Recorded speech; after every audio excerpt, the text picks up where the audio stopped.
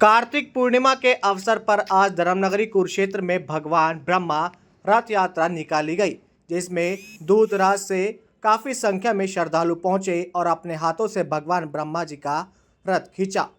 भगवान ब्रह्मा जी का एक सुंदर रथ शहर के एक छोर से शुरू होकर हर साल कार्तिक पूर्णिमा के अवसर पर कुरुक्षेत्र के ब्रह्मा मंदिर पर समाप्त होता है।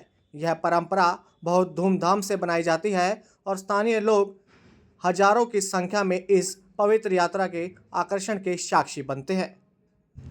देव दीपावली के अवसर पर धर्मनगरी कुरुक्षेत्र में भगवान ब्रह्मा मंदिर से निकाली गई रथ यात्रा। यह रथ यात्रा भगवान ब्रह्मा जी के मंदिर से शुरू होकर शहर के विभिन्न भागों में भ्रमण कर वहीं शाम को ब्रह्मा मंदिर में समाप्त होगी।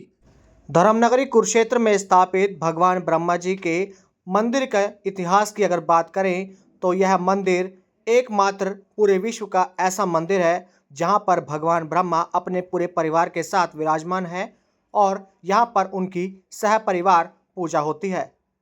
इस प्रकार का पूरे परिवार के साथ भगवान ब्रह्मा का मंदिर पूरे विश्व में कहीं पर नहीं है, केवल धर्मनगरी कुरुक्षेत्र में ही है।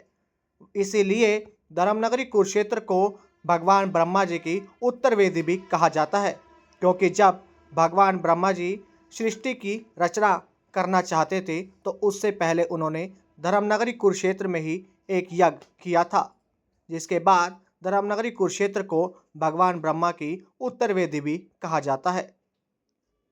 वहीं इसके साथ साथ ब्रह्मा जी मंदिर की क्या कुछ खासियत है, क्या मान्यताएं हैं, इसको लेकर भी स्वामी संदीप ओंकार ने विस्तार से जानकारी दी है।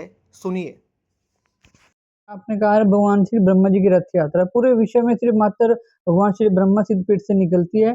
इसके पीछे जो हमारे सतयुग के अंदर, क्योंकि हमारे भगवान श्री ब्रह्मा जी हमारे जितने भी देव देवता उनके पुरोहित हैं, सभी देव देवता इकट्ठे होकर अपने पुरोहित की जो अपने सबसे हमारे बड़े हैं तो उनकी रथ यात्रा निकाला करते थे। लेकिन माँ के श्राप के बाद ये रथ यात्रा उनकी पूजा यहाँ पर मंदिर बंद था।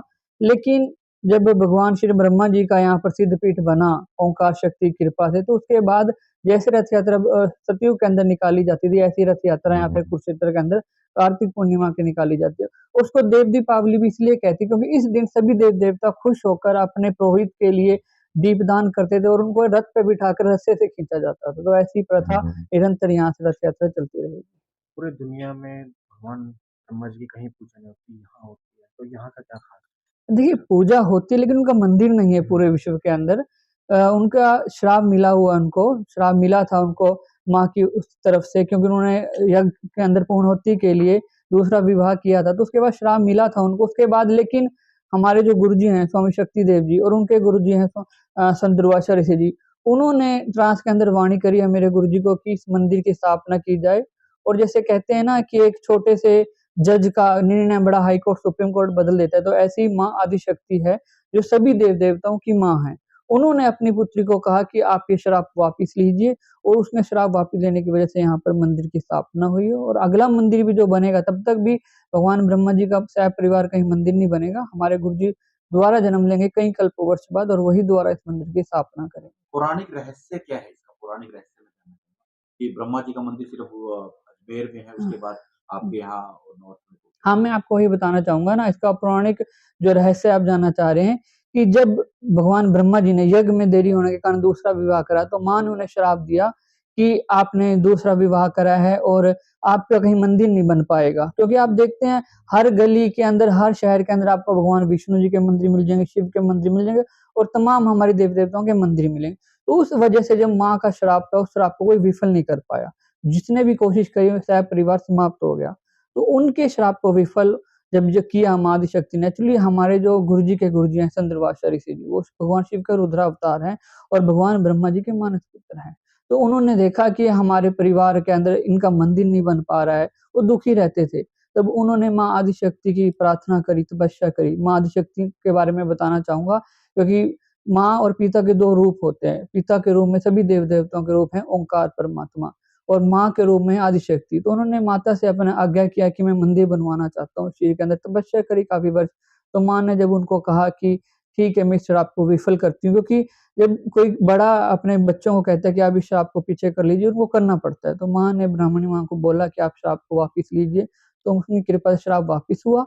और ट्रांस में वाणी करी मेरे पिताजी को, मेरे जो गुरुजी हैं संत दुर्वासा ऋषि जी के, जिन गुरुजी हैं हमारे स्वामी शक्ति देव जी, उनको वाणी करी कि आप ये मंदिर बनाइए। समय दिया कितना, श्राप क्या दिया था? श्राप दिया था कि आपका कहीं मंदिर नहीं बन पाएगा, मंदिर मंदिर नहीं बन पाएगा, शायद परिवार। अब आप देखें ना पुष्कर में भी अकेले ब्रह्मा जी हैं, माँ बहुत दूर ऊँची चोटी के ऊपर विराजमान है, वहाँ कभी युगल के अंदर पूजा नहीं होती, तो उस चीज़ का श्राप था।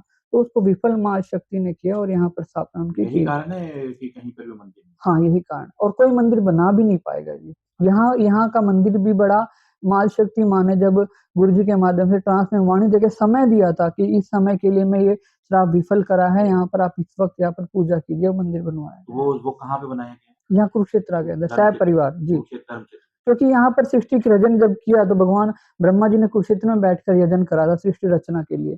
तो यहीं पर ब्रह्मवेदी इसको बोला गया, हमारे शहर को ब्रह्मवेदी भी बोला गया कुरुक्षेत्र के नाम। तो यहाँ पर स्थापना की है माँ ब्रह्माणी और गायत्री के साथ।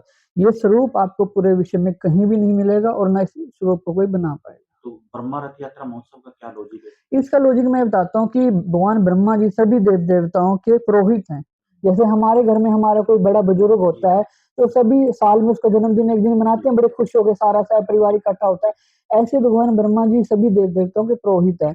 तो सतयुग के अंदर सभी देव देवता भगवान ब्रह्मा जी को रथ पर बिठाकर रस्सों से खींच के उसकी परिक्रमा करते थे पूरे भूमंडल की, अपने पुरोहित को बिठाकर।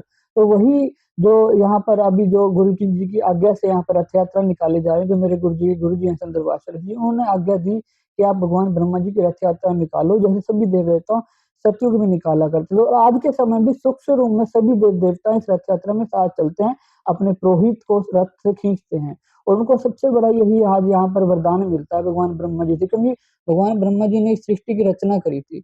आज हम किसी भी देव घर पे जाते हैं तो रास्ते में परिवार सहित दुर्घटनाएं हो जाती हैं, अकाल कष्ट में मृत्यु हो जाती है। तो भगवान ब्रह्मा जी ने कहा था मेरे मंदिर पर जो आएगा वो आते जाते भी सुरक्षित रहेगा, और जो रथ यात्रा के अंदर रस्से से खींचेगा इस रथ को, उनके परिवार में कभी अकाल मृत्यु नहीं होगी। ये वरदान से भी जुड़ा हुआ है कि जी, रथ को हाथ में लाते हैं। जब राष्ट्र को हाथ में लेकर चलते हैं तो कहीं उसके अश्वमेध यज्ञों का फल उन्हें प्राप्त होता है, क्योंकि अश्वमेध यज्ञ भी मनुष्य करते थे, देव देवता करते थे। और जब उनके पुरोहित सभी देव देवताओं के पुरोहित को कोई रस्से से खींचेगा, सभी योगों का फल उससे प्राप्त होता है।